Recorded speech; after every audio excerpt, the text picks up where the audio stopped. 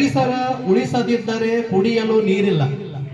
ಪರಿಸರ ಉಳಿಸದಿದ್ದರೆ ಕುಡಿಯಲು ನೀರಿಲ್ಲ, ತಿನ್ನಲು ಅನ್ನವಿಲ್ಲ, ಶ್ವಾಸಕೋಶಕ್ಕೆ ಶುದ್ಧ ಗಾಳಿ ಇಲ್ಲ.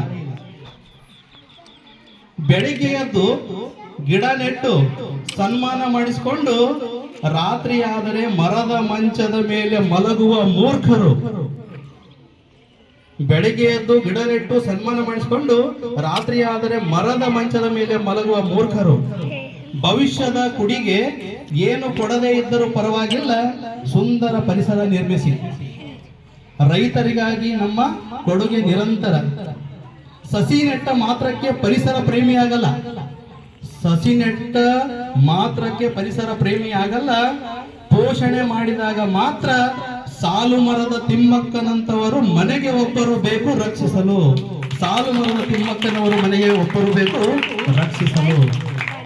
ಸೊ ಈ ಒಂದು ನುಡಿಗಳು, ಪದಗಳ ತಾತ್ಪರ್ಯ ಏನಪ್ಪಾ ಅಂತಂದ್ರೆ, ನಮ್ಮ ನಿಮ್ಮೆಲ್ಲರ ಮಧ್ಯೆ ಒಬ್ಳು ಸಾಲು ಮರದ ತಿಮ್ಮಕ್ಕ ಎಲ್ರು ಕೂಡ ಪಾಠದಲ್ಲಿದೆ.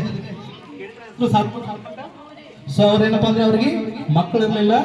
ಆ ಒಂದು ಸಸಿಯನ್ನೇ ಏನಪ್ಪಾ ಅಂದ್ರೆ ಹೆಮ್ಮರವಾಗಿ ಬೆಳೆಸಿದ್ದಾರೆ ಅವರು, ಕುದ್ದೂರಿನಿಂದ ಮೈಸೂರಿನವರೆಗೆ.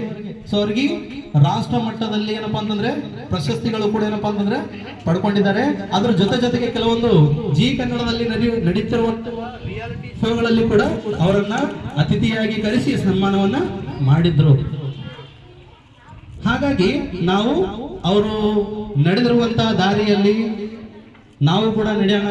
ಮತ್ತೆ ನಾನೇನು ಅನ್ಕೊಂಡಿದ್ದೀನಿ ಅಂತಂದ್ರೆ, ಈ ಒಂದು ನಮ್ಮ ಇಕೋ ಕ್ಲಬ್ ಇಕೋ ಕ್ಲಬ್ ಅನ್ನೋಕೆನ ಇದಕ್ಕೊಂದು ನಾಮಕರಣ ಮಾಡಿದ್ದೀನಿ. ಸಾಲು ಮರದ ತಿಮ್ಮಕ್ಕ ಇಕೋ ಕ್ಲಬ್. ಸಾಲು ಮರದ ತಿಮ್ಮಕ್ಕ ಇಕೋ ಕ್ಲಬ್